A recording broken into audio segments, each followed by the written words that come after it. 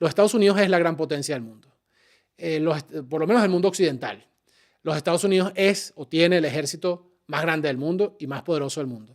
Los Estados Unidos ha determinado la política internacional de los últimos 100 años, por lo menos desde la Primera Guerra Mundial. Sin embargo, hoy los Estados Unidos, y lo afirmo con respeto, pero con claridad, los Estados Unidos tiene muchas deficiencias en sus mecanismos de cooperación internacional para la lucha contra las dictaduras del mundo. No es casualidad que hoy haya más dictaduras en el planeta Tierra que hace 20 años. Es decir, la democracia está perdiendo terreno en el planeta Tierra y está perdiendo terreno en Occidente incluso. Estos mecanismos de cooperación internacional de los Estados Unidos están hechos a la medida de lo que necesita o a la medida de la ley que los crea. Entonces tú no puedes obtener inteligencia policial, militar, de ningún tipo por estos mecanismos de cooperación. Tú no puedes financiar ciertas actividades de desestabilización porque se consideran intromisión. Tú no puedes financiar campañas electorales. Tú no puedes financiar directamente partidos políticos. Entonces terminas financiando cursos de community manager para hacer periodismo digital en los diferentes pueblos de Venezuela o cursos de capacitación para los concejales opositores.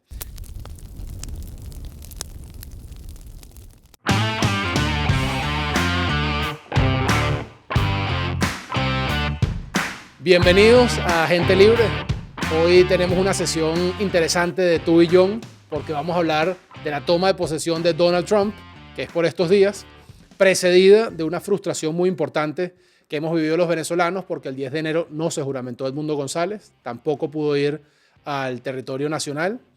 Y para ello vamos a analizar lo que fue la administración Trump 1, lo que ha sido la administración de Biden y cuáles son las implicaciones para Venezuela. Y finalmente vamos a tener un invitado que ya presentaremos para evaluar las expectativas y los anuncios que hasta ahora se han hecho, cómo pueden impactar en la política venezolana. Voy a agarrar mi chuleta porque he preparado para ustedes algunos de los que considero son los puntos positivos y negativos de cada una de estas administraciones.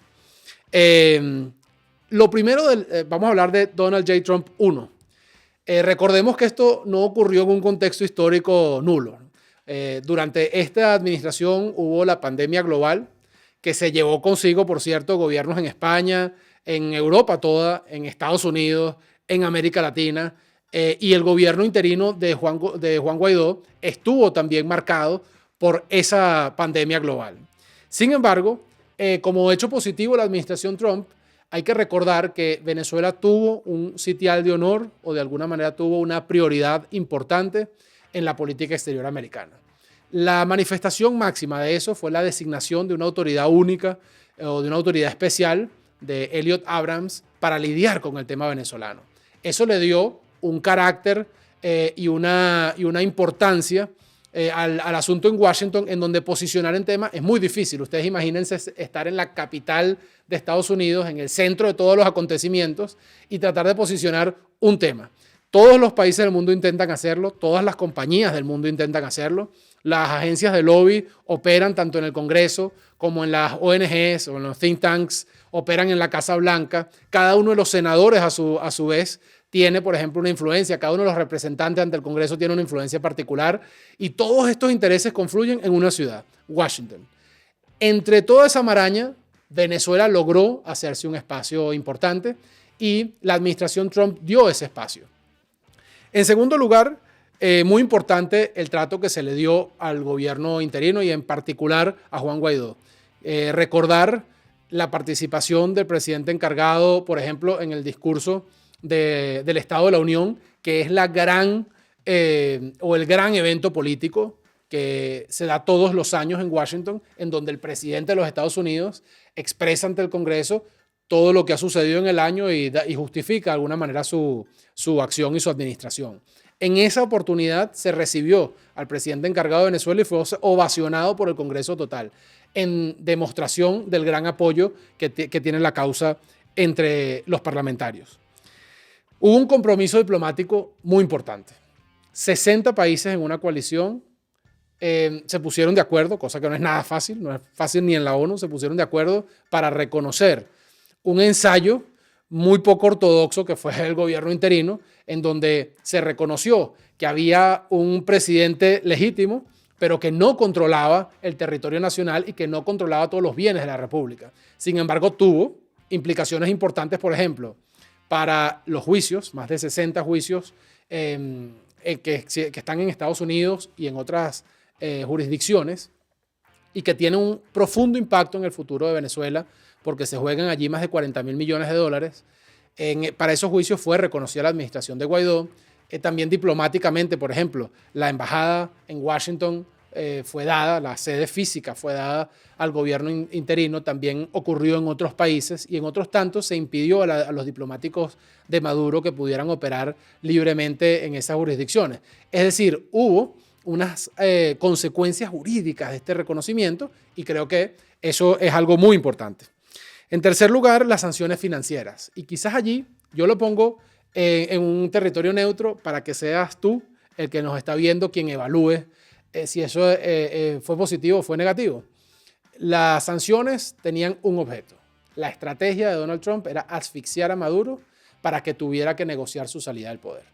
Esas sanciones fueron de dos tipos, las sanciones personales y las sanciones petroleras principalmente, también mineras y de otras sectores, pero realmente las importantes, las muy importantes fueron las sanciones petroleras.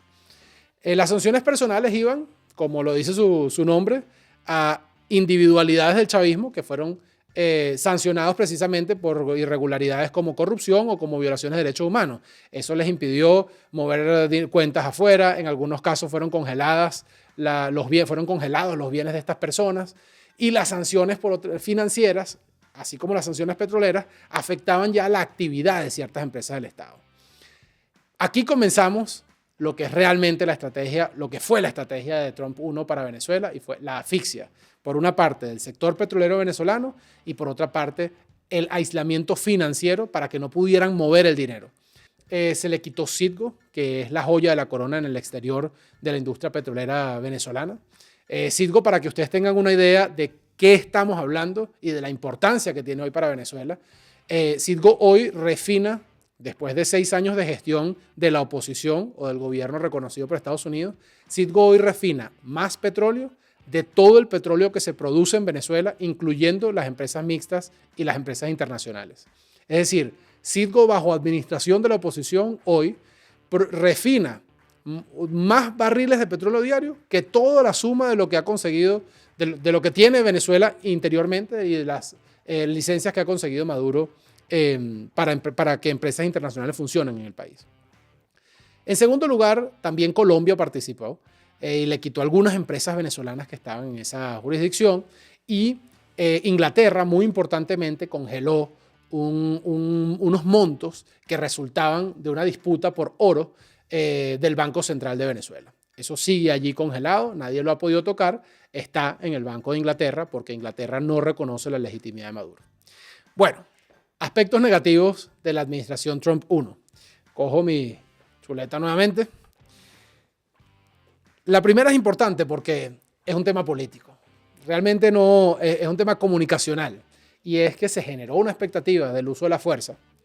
Incluso actores dentro de Venezuela, recuerdo a María Corina Machado puntualmente, quien llamaba al uso de la fuerza en Venezuela y reclamaba un poco a Juan Guaidó: ¿por qué no lo activas? ¿Por qué no activas el TIAR? ¿Por qué no pides que haya una intervención, una coalición? Y bueno, esa expectativa que se generó, Trump no la cumplió. Es decir, dijeron todas las opciones están sobre la mesa.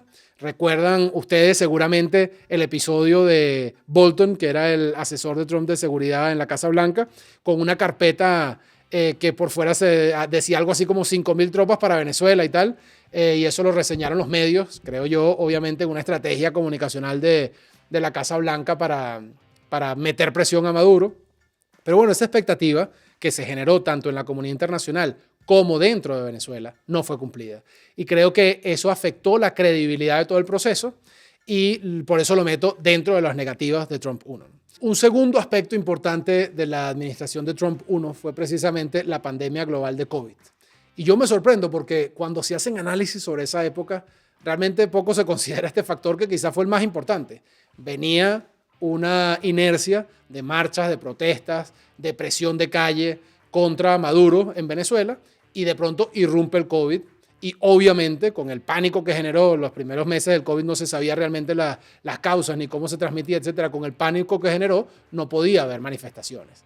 Esto es verdad para Venezuela, pero también es verdad para muchos otros países. Muchos gobiernos de América, de Europa, de Asia cayeron precisamente por el COVID, o mejor dicho, los presidentes no fueron reelectos precisamente por su gestión de COVID. Creo que fue también uno de los casos de Trump.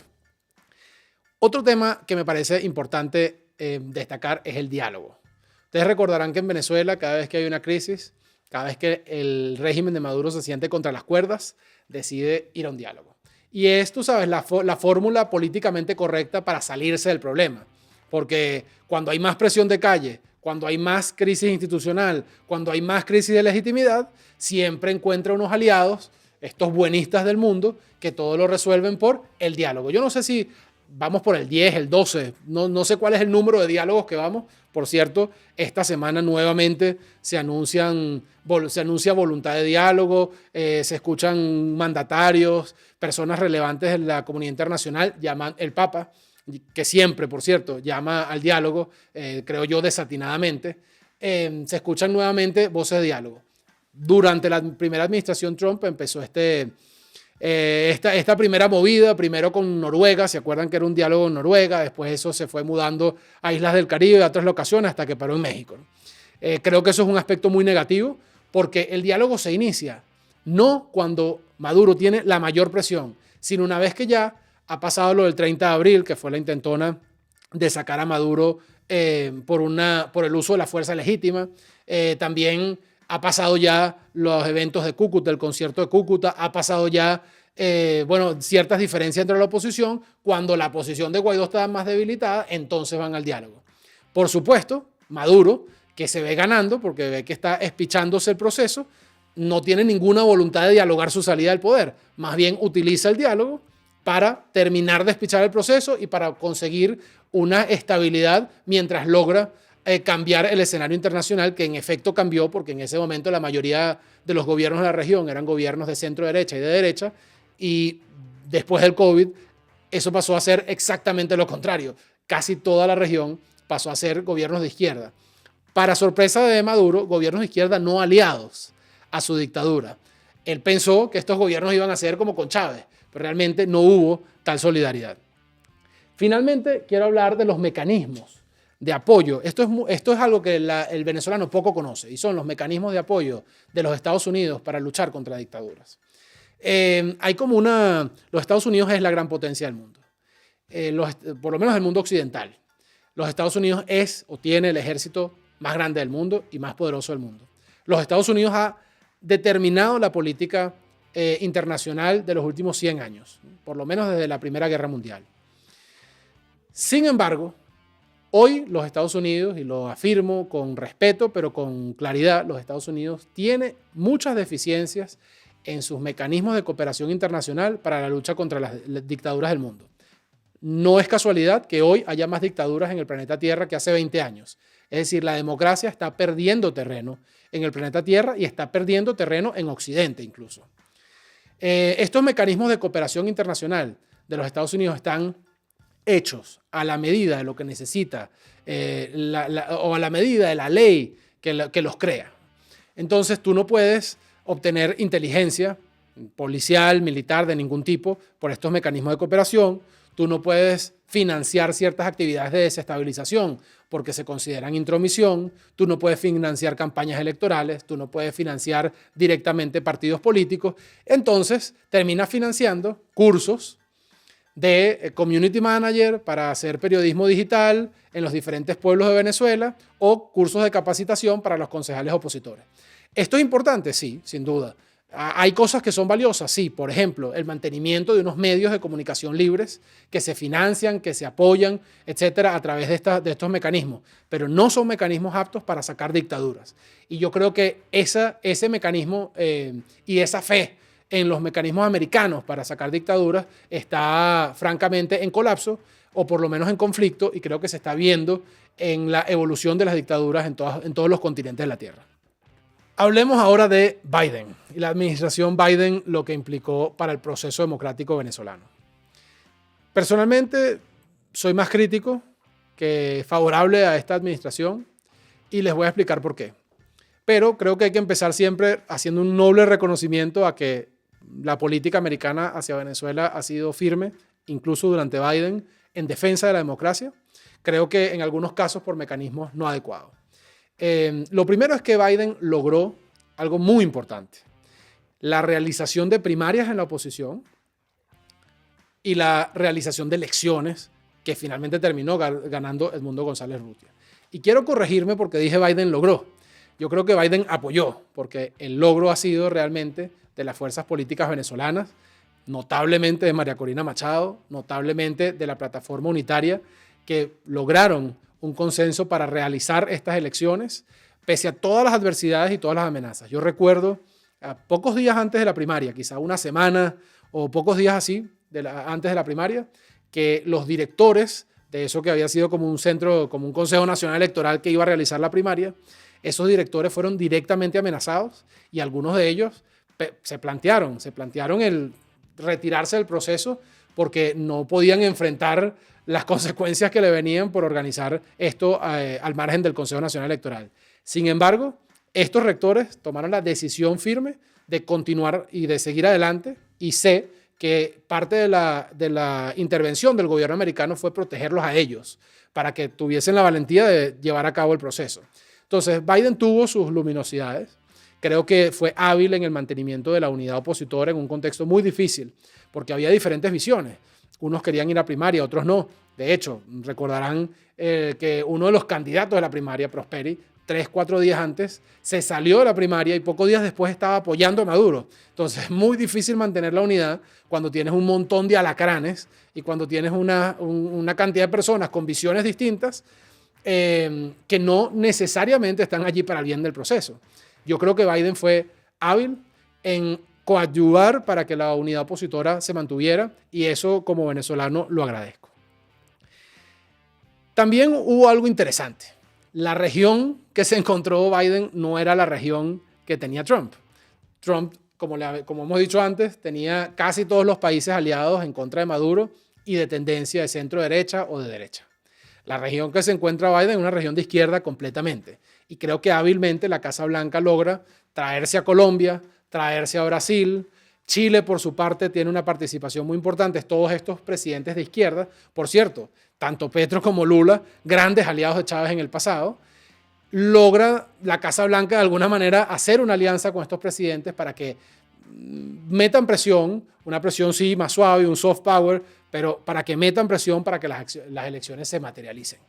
A efectos venezolanos o sea, el presidente, yo siempre lo digo, el presidente de los Estados Unidos a efectos venezolanos se llamaba Juan González, no Joe Biden, porque era Juan González el que realmente determinaba la política en la Casa Blanca. Y luego, por supuesto, por otro lado, el State Department y el secretario de Estado Blinken, que también tenía una política a veces coincidente y a veces no coincidente con la de González.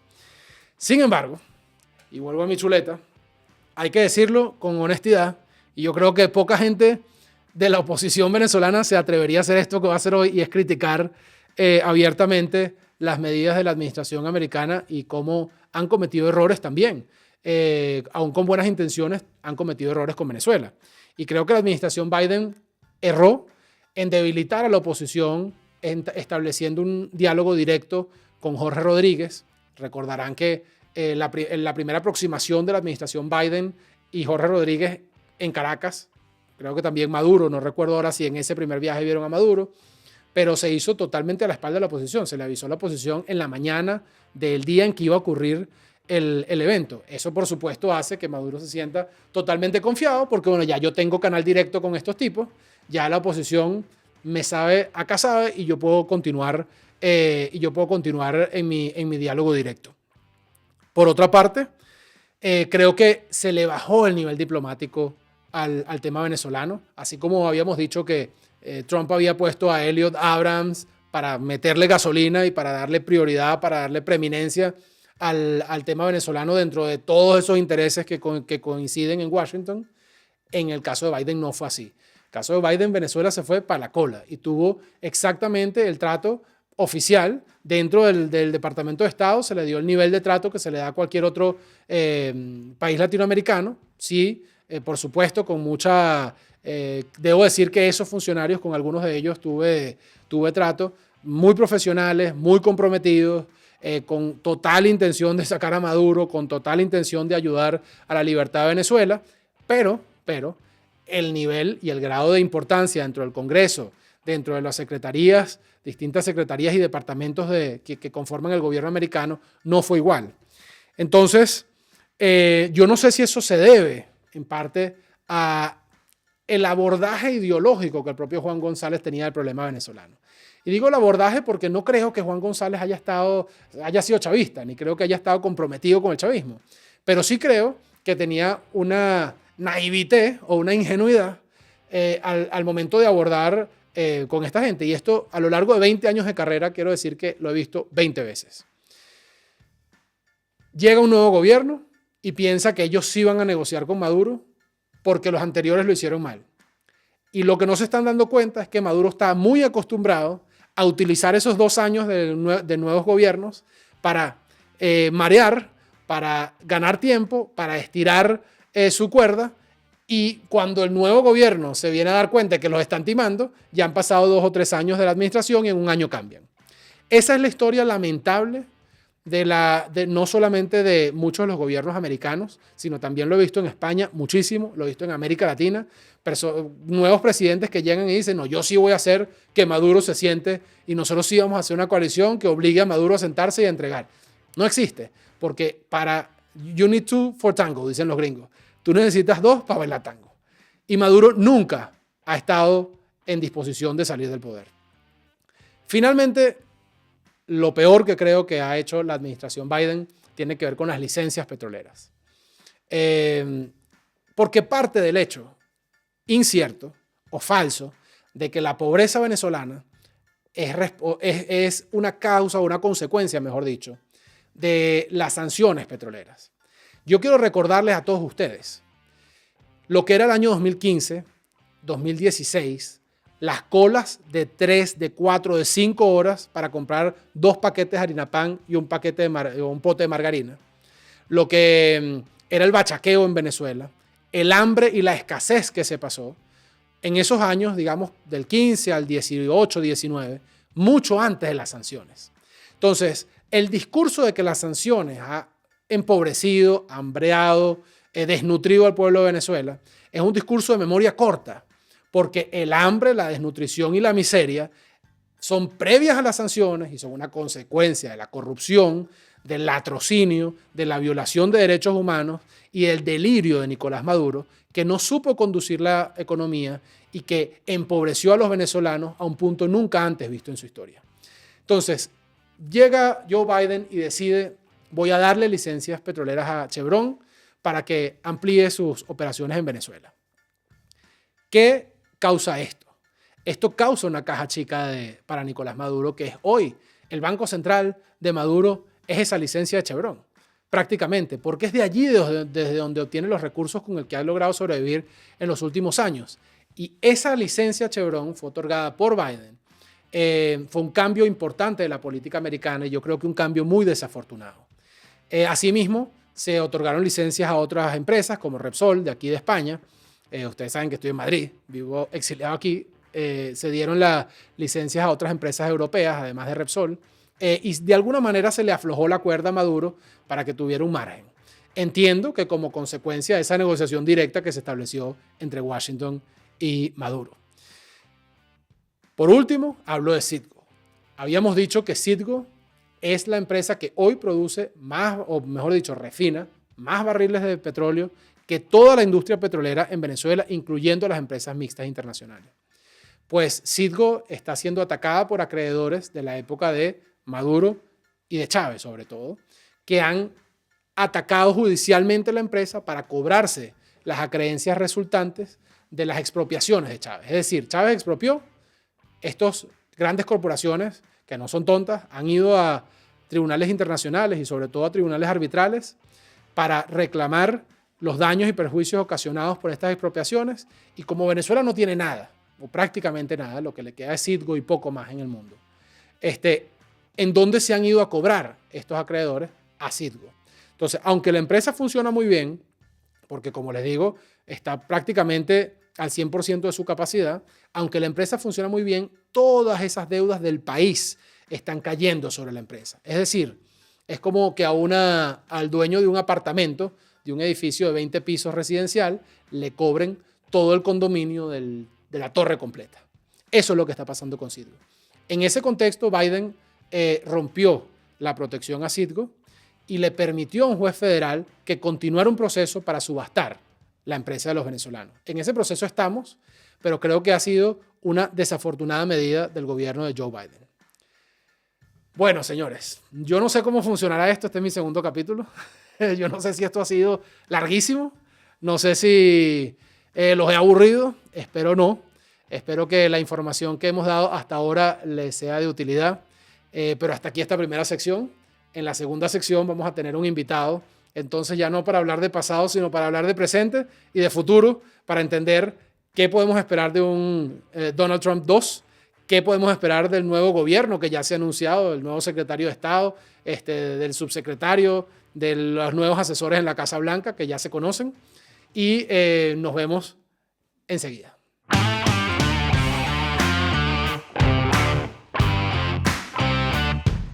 Muy bien. Señores, estamos en la segunda sección de este podcast de hoy. Tenemos un invitado muy bueno. Primero es amigo, gran amigo. Después es un tipo gran venezolano, que le ha tocado difícil, que ha estado preso, que está exiliado en Estados Unidos, que ha sido un tipo siempre muy firme por la democracia de Venezuela y sobre todas las cosas un tipo inteligente. Se llama Demóstenes Quijada. Demóstenes es coordinador de Democracy Innovation Lab, que es una especie de think tank o de centro de investigación de la Universidad Internacional de la Florida. Demóstenes, buenísimo que estés aquí, pana. Gracias por aceptar la invitación. Como sabes, este es mi segundo capítulo, así que todavía estoy medio nuevo en esto y te agradezco el apoyo y estoy seguro que nuestros oyentes o videntes van a disfrutar mucho tu intervención. Bienvenido. Muchísimas gracias, John. El placer es todo mío y bueno conversar con viejo amigo, como dices tú. Muchísimas gracias por los conceptos. Bueno, a ver, Demóstenes, empezamos. Hemos visto una administración Biden, que ha tenido, yo diría que ha tomado cierta distancia, ¿no? Los altos cargos han tomado cierta distancia al tema comunicacional con Venezuela.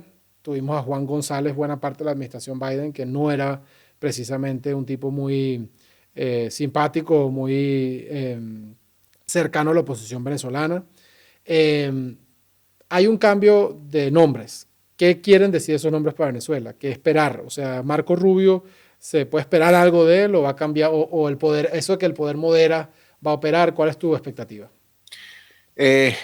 Sin duda alguna, el cambio de las propuestas de nombres que vienen en la administración entrante van a generar un cambio de postura con respecto al caso venezolano. Eso es evidente, público y notorio, no solo respaldado por su discurso previo, sino inclusive por detalles tan particulares como el que mencionabas hace un momento, John, de la intervención de Marco Rubio ayer ante el Senado. Si bien adoptó una postura de Estado en cuanto a su declaración, no fue muy de medianías, fue bastante consistente y claro, no solo con el discurso que está construyendo la actual administración, sino con el discurso que particularmente él como senador venía trayendo desde hace muchísimos años. Eso es un buen síntoma en cuanto a la consistencia conceptual de parte del futuro secretario de Estado Rubio, y él como cabeza visible, representante de la política exterior de la administración entrante con respecto al tema, nos dice a todas luces que evidentemente va a haber un cambio de postura. Ahora, hay cierto temor, ¿no? Hay cierto temor también porque, bueno, Trump ha basado su campaña en el tema migratorio, es uno de sus grandes ejes, ¿no? Hay un problema claramente con inmigrantes venezolanos que no se han comportado bien allí. Recuerdo hace menos de un mes, hubo un caso de un inmigrante venezolano condenado por matar a una niña o algo así en Georgia, me parece. De hecho, Eh, la primera ley que propone la administración Trump para aprobar, en términos enunciativos, no sabemos si ejecutivamente ocurre, pero sí. efectivamente lo que han propuesto es una ley que ha sido bautizada con el nombre de una víctima americana de un asesinato por parte de un inmigrante venezolano. Eso Así, también o es sea, la ley se llama como la víctima del inmigrante venezolano. sí, señor. Bueno, porque alguna gente dice que precisamente por eso ellos van a priorizar acordarse con Maduro para que le reciban a los deportados, ¿no? Claro, Y que, y eso tiene que ver con el esquema de prioridades. El hecho de que haya, y se conecta con lo que conversábamos antes, el hecho de que haya un cambio de postura no es un elemento que nos pueda decir de manera directa que vaya a haber determinadas acciones. La postura es digamos, un elemento discursivo que alinea o desalinea con respecto a determinados objetivos. Pero efectivamente la parte ejecutiva, o sea, la propuesta de acciones concretas, más bien está matizada por la estructura de prioridades que tenga la administración, que en este momento son migración, conflicto en Europa, conflicto en Medio Oriente, reajuste de la gobernabilidad, porque van a tener que hacer una inversión importante en modificación interna del Estado, no sé si estructural, pero al menos sí nominal, bueno, para tienen garantizarlo. allá Elon Musk, ¿no? Que ese es su trabajo, ¿no? O sea, el trabajo de Exactamente. De hecho, hay una declaración de intenciones claras a través de esa instancia que va a llevar a Elon Musk de una transformación, al menos parcial, de la estructura estatal. Y por último, algo que se menciona poco, pero que es cierto que va a ocupar parte de la agenda, que tiene que ver con la andanada de la batalla cultural que representa Trump y en la que va a ser una inversión de esfuerzo importante. Entonces, fíjate que hay prácticamente 5 ejes que lo van a ocupar muchísimo durante esos primeros 100 días de gobierno, porque sobre esos ejes tiene que dar respuesta. bueno, pero entonces, ¿dónde está Venezuela, no? O sea, Allá va. porque, ¿dónde está Venezuela? Yo entiendo que, yo creo que parte del problema nuestro es que en muchas oportunidades nos hemos creído, como dicen los maracuchos, la pepa el queso, y no lo somos, ¿no? O sea, en el sentido de que nuestra tragedia es nuestra, y es horrible y es la más importante para nosotros.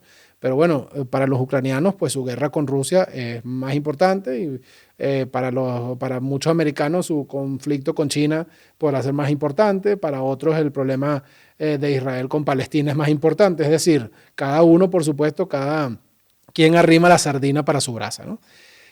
Sin embargo, lo que a mí me llama la atención es que tenemos una participación importante de Florida en el gobierno de Washington, ¿no? Por primera vez, yo no recuerdo otra administración así. En Florida el tema de Venezuela sí es un tema, ¿no? Importante. Tenemos a Marco Rubio, que es un tipo que no solamente, o sea, no es que ha estado cercano, es que es amigo de la causa, es amigo. Yo creo que todos nosotros hemos hablado algún día con Marco Rubio, todos nosotros hemos recibido apoyo de Marco Rubio. Yo cuando estuve preso recibí apoyo de Marco Rubio. O sea, es un tipo amigo de la causa. Y eso sí es algo que no lo habíamos visto. ¿Cómo puede impactar eso en hechos? O sea, más allá de las declaraciones, tal. O sea, ¿qué puede hacer Estados Unidos que no haya hecho ahora y qué puede hacer Rubio que no hayan hecho sus predecesores?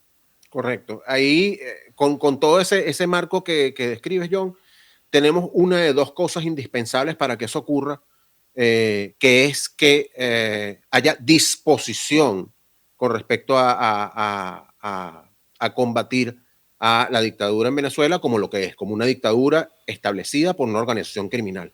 Eso es una parte del trabajo que está lograda. Afortunadamente, como menciona, quien llega a la Secretaría de Estado es una persona absolutamente identificada con esa perspectiva y que no solo por ser mero espectador, sino que ha sido un constructor consuetudinario a lo largo de los años de esa perspectiva, Tú por sabes cuanto que perfectamente está alineado. Ahora, sí, adelante. el tema está en que la disposición de hacer no necesariamente se transforma en hacer A, B o C y no necesariamente condiciona los tiempos de ejecución de esas medidas A, B y C. Y ahí es donde entra el tema de tamizar esto contra la estructura de prioridades.